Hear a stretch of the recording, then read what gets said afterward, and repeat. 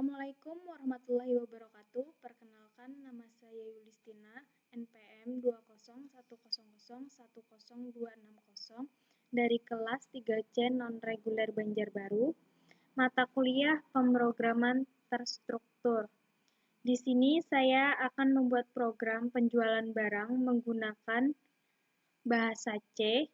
Yang pertama, buka terlebih dahulu aplikasi Dev C++. Dan di sini saya sudah membuat programnya. Yang pertama, saya akan menjelaskan fungsi-fungsi dari semua program yang saya buat. Yang pertama, saya menjelaskan fungsi komentar.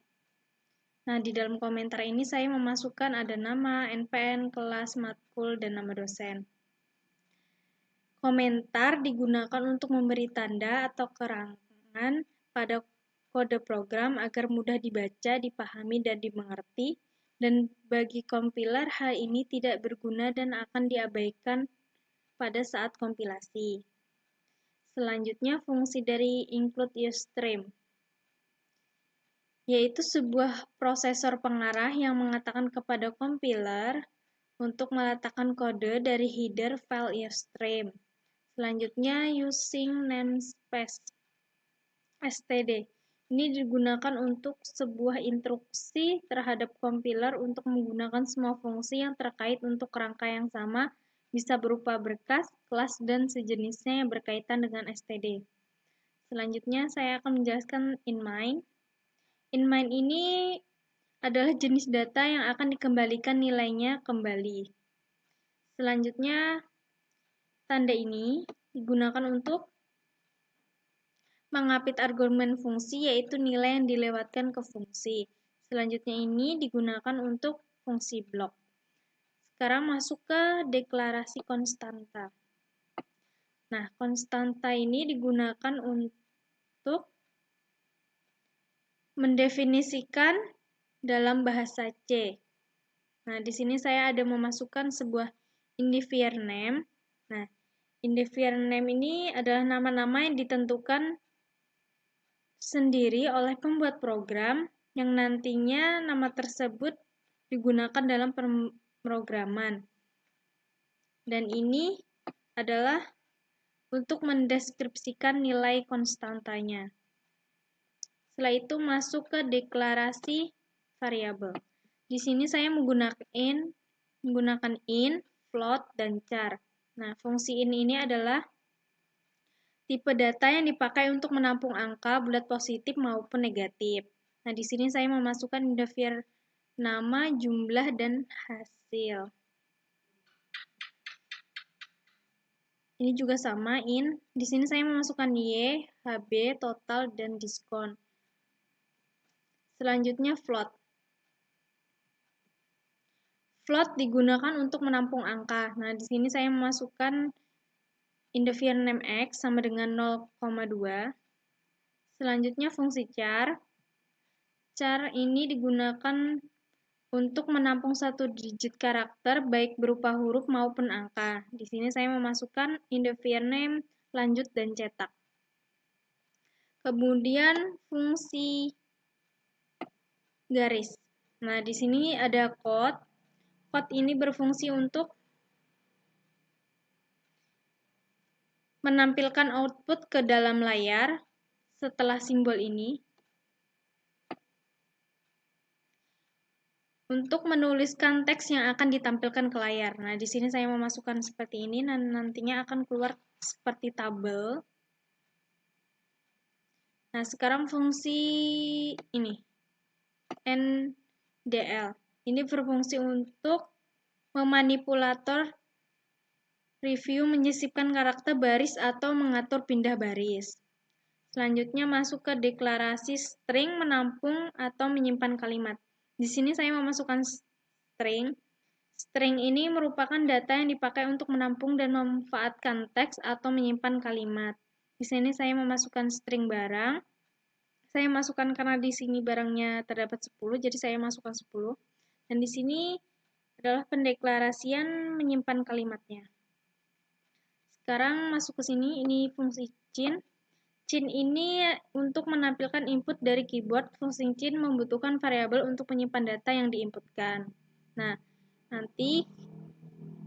karena saya di sini memasukkan Y, jadi di sini saya masukkan Y. Selanjutnya, deklarasi percabangan. Nah, di sini saya memasukkan switch. Switch ini berfungsi untuk membandingkan isi sebuah variabel dengan beberapa nilai. Nah, di sini saya masukkan Y, indivier name-nya tadi.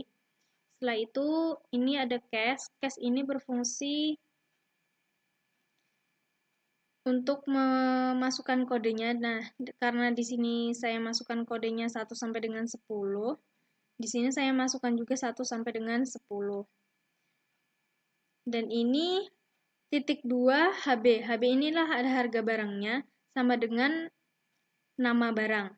Jadi kalau kita misalkan nanti kita pilih satu, yang keluar akan indivier name yang ini.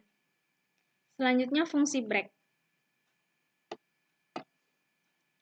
Break perintah khusus yang dipakai untuk memaksa sebuah pengulangan berhenti sebelum waktunya. Selanjutnya masuk ke deklarasi while atau mengulang suatu statement. While ini berfungsi untuk mengulang suatu statement selama kondisi syarat yang diberikan bernilai benar. Selanjutnya deklarasi if-else. Nah, di sini saya memasukkan ada 3 kondisi if, setelah itu else. Nah, if ini berfungsi untuk mengeksekusi beberapa kondisi jika kondisi benar dan jika kondisi salah. Biasanya pilihannya hanya ada 2 pilihan.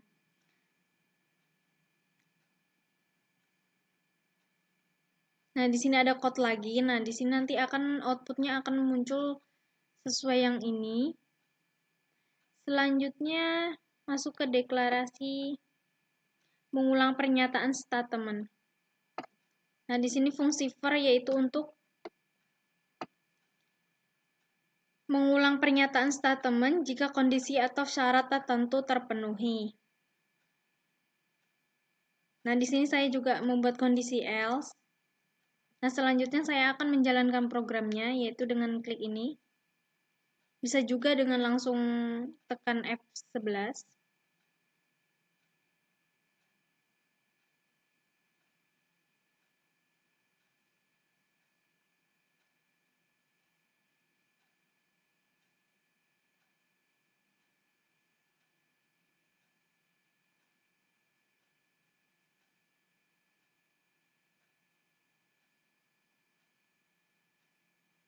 Nah, ini sudah mau jalan programnya.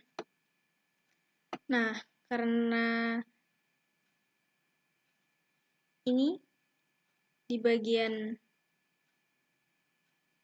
deklarasi fungsi garis, nah karena ini code seperti ini, maka akan keluar tabel seperti ini. Selanjutnya di sini perintahnya memasukkan kode barang. Nah, ini adalah output dari ini. Nah, di sini saya akan mencoba memasukkan salah satu kodenya. Saya akan pilih satu. Enter. Nah, ini akan menyesuaikan sesuai nama kode dan barangnya. Terus masukkan jumlah pembelian. Ini adalah output dari ini. Saya akan masukkan satu.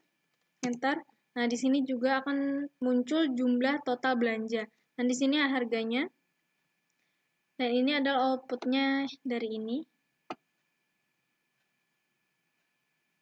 Di sini apakah Anda ingin melanjutkan belanja? Nah, ini adalah outputnya dari ini. Jika iya, pilih Y, dan jika tidak, pilih N. Di sini saya akan pilih Y. Enter. Nah, di sini akan ada perintah lagi memasukkan kode barang. Saya akan masukkan lagi. 1. Nah, selanjutnya masukkan jumlah pembelian. Saya akan masukkan 50 pieces. Nah, karena di sini ada kondisi if, yaitu jika Anda mendapatkan yang ini, output dari ini, potongan harga 20% karena Anda belanja lebih dari 500.000. Dan ini adalah harga setelah diskonnya. Output dari ini.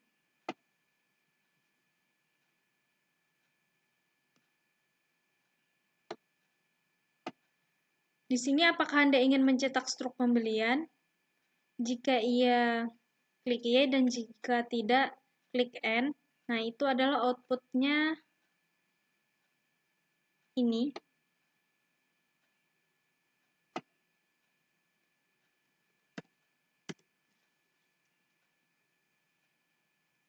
Nah, masukkan jumlah cetak. Jumlah cetak itu adalah output dari ini. Saya akan memasukkan 1. Nah, ini sudah tercetak. Dan itu adalah output dari ini.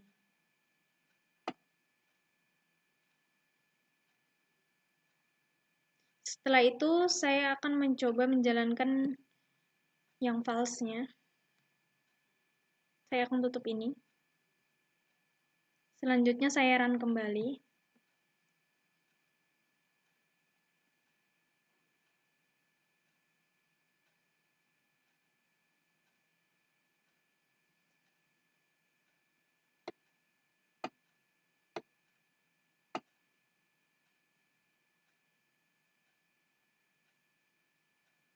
Nah, karena di sini kode barangnya hanya sampai 10, misalkan kita coba masukkan lebih dari ini, misalnya kita masukkan 11, maka yang terjadi adalah kode dan nama barang tidak tersedia, karena kode yang dimasukkan di dalam programnya hanya sampai 10 saja.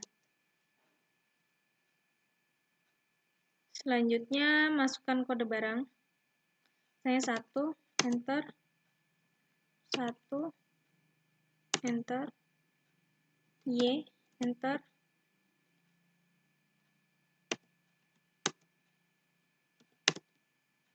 Nah,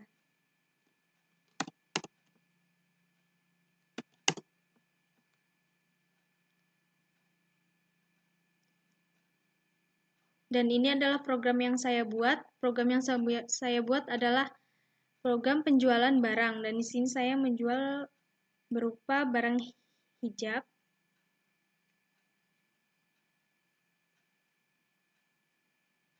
Saya akan menutupnya. Sekian dari saya. Jika ada kesalahan mohon maaf. Wassalamualaikum warahmatullahi wabarakatuh.